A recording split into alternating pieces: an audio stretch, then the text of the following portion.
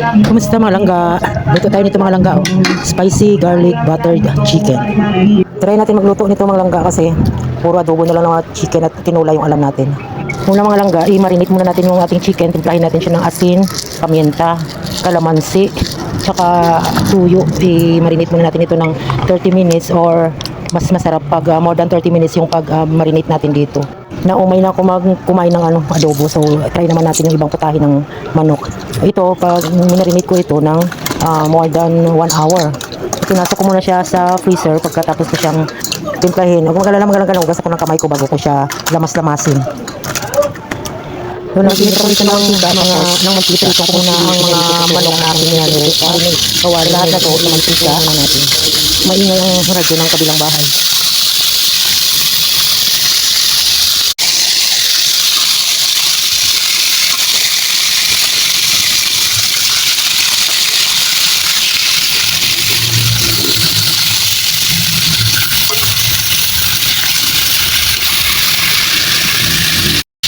Pag ganito na siya at nang brown na, pwede natin siyang intro. Bagparin muna natin para yung kabilang side na maluto din. Goods na ito mga langga, unin muna natin ito, isa sa side natin, yung lahat ng chicken, para makapagprito na rin tayo ng ating pang sauce. So pinagprituhan ko rin ako nagisa ng bawang, tapos isinunod ko na rin dito yung sibuyas. At nilagay ko na rin yung butter dito. Tinunaw ko yung butter, hinintay ko muna siyang matunaw. Then nilagay ko yung sili. Yung sili ko dito ay labuyo. Hindi lang basta labuyo. Ito yung ginatawag na kutikot dito sa amin. So maliit lang nilagay ko kasi mas matapang kasi itong kutikot. Then tinimpla ko na rin yung sauce. Nilagyan ko siya ng oyster sauce, no cubes, tsaka yung tomato paste. Naglagay din ako ng pamintang durog. Medyo madami yung pamintang durog para masarap yung anghang niya.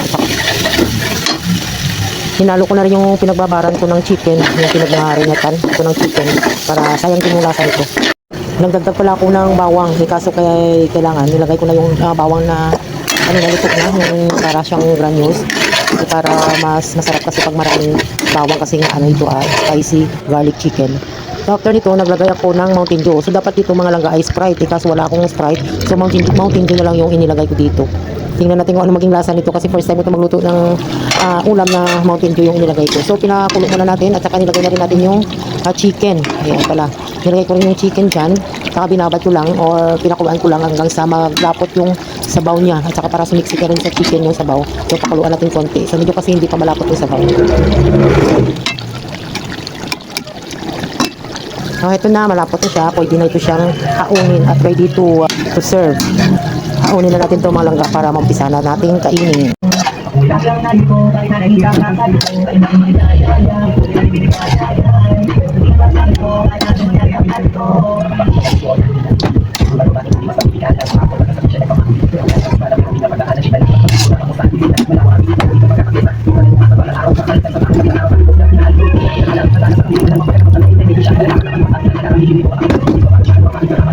Kain na tayo. Ito, mayroon akong bahaw na kanin. Tsaka ito nga, yung ulam ko. Balik, dalang hiwa lang yung ulamin ko. Kasya na sa akin yan.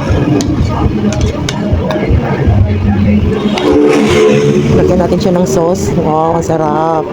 Ayan, lagyan natin yung kanin ng sauce. Tara na. Kain na tayo. Yummy.